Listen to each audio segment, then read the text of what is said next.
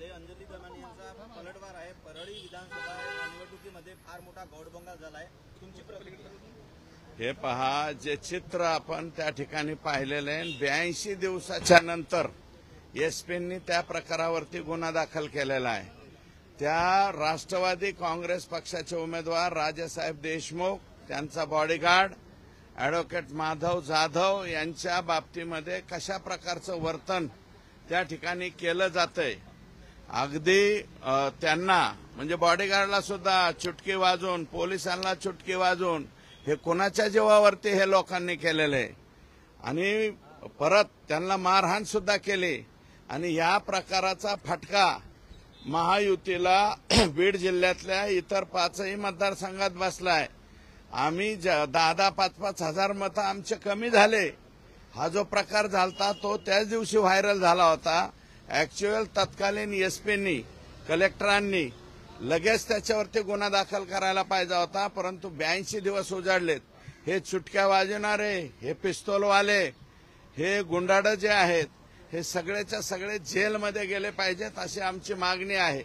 आणि यावरून आपण ओळखून घ्या की परळी विधानसभा मतदारसंघात मतदान कसं पार पडलं असेल। ते अर्ध्याच्या वरती म्हणजे 330 पैकी 200 बूथ अक्षरशः ताब्यामध्ये होते, हे यावरून सिद्ध होतं। नाही, ती मागणी त्यांनी केलेली आहे। ज्यांनी निवडणूक लढवली त्या उमेदवारांनी करावी, त्यांनी करावी। आणि दुसरं, महादेव मुंडेंच्या पत्नी जर उपोषणाला बसले असतील तर एसपी साहेबांना माझी विनंती राहणार आहे की ही बाब आमच्यासाठी लज्जास्पद आहे। त्या माऊलीला उपोषणाला बसायची पाळी यायला नाही पाहिजे। 16वा महिना लागलाय आता तिचा, त्या माऊलीचा पती जाऊन। महादेव मुंडेचे मारेकरी सापडलेच पाहिजेत। आणि ज्या दिवशी तपास डीवायएसपी कडे दिलाय त्या दिवसापासून 12 ते 15 लोक परळीमधले गायब आहेत। जे गायब आहेत ते एसपींनी आणि एलसीबी आणि तिथले डीवायएसपी यांनी उचलून आणावेत आणि जेलमध्ये घालावे। 100% आकाचा संबंध आहे। ज्यांनी महादेव मुंडेंना मारलंय त्यांचे ज्यांनी मारलेले ज्या गुंडांनी, ते गुंड आकाच्या मुलाच्या बॉडीगार्ड म्हणून फिरवत होते आतापर्यंत। मग आता ते बॉडीगार्ड कुठे गेले अचानक? आकाच्या मुलाच्या अवतीभोवती ते नाहीयेत आणि तेच आरोपी आहेत। ते आरोपी पकडले पाहिजेत। मी 100% महादेव मुंडेंच्या सौभाग्यवती ज्या त्या ठिकाणी बिचारी माय माऊली उपोषणाला बसले, मी 100% त्या माऊली बरोबर आहे। मुख्यमंत्र्यांची भेट घेतली तुम्ही अण्णा, मुख्यमंत्र्यांची भेट घेतली। हे जे 15-16 नावं तुम्ही सांगताय ते नावांची तुम्ही त्यांना लिस्ट दिली का आणि काय चर्चा झाली एकंदरीत? हे बघा, या नावांची एसपीला मी यादी दिलेली आहे, डिटेल पत्र दिलेलं आहे। महादेव मुंडेंच्या बाबतीमध्ये काय काय झालेले आहेत, कोणाकोणाचे मोबाईल डिटेक्ट केले पाहिजेत, कोणाकोणाचे जे आहे सीडीआर चेक केले पाहिजेत, याचं डिटेल पत्र मी एसपी आमचे जे जिल्ह्याचे नवनीत जी आहेत त्यांना दिलेलं आहे। त्यांनी लवकरात लवकर आरोपी पकडावे अशा प्रकारची जिल्हाधिकाऱ्यांची भेट घेतली दादा। अविनाश पाठक यांनी भेट घेतली। त्यांनी जे नियोजन साहेब यायला लागले,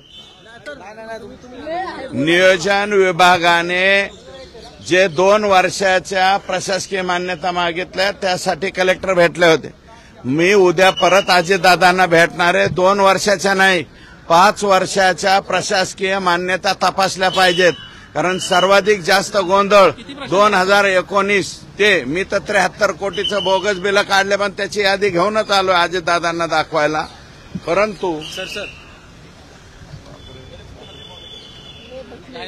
सीएम साहेब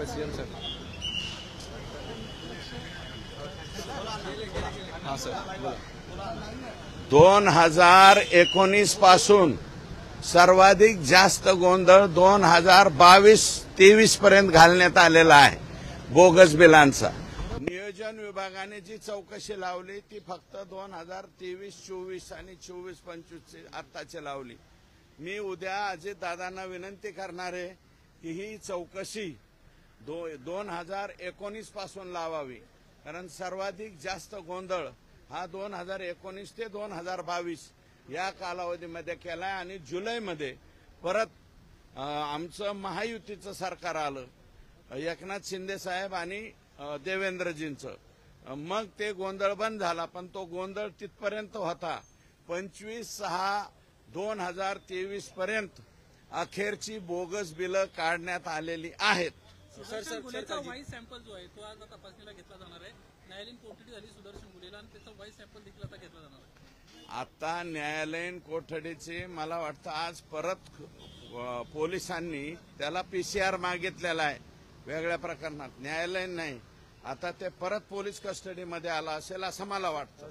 आणि त्याचे व्हाईस सॅम्पल घ्या, काय घ्यायचं ते घ्या आणि त्याच्यावरती लवकरात लवकर हे तुम्हाला सांगतो यांच्यावरती ऍक्शन झाली पाहिजे, चार्जशीट दाखल झालं पाहिजे आणि हे लोक फाशीला गेले पाहिजे.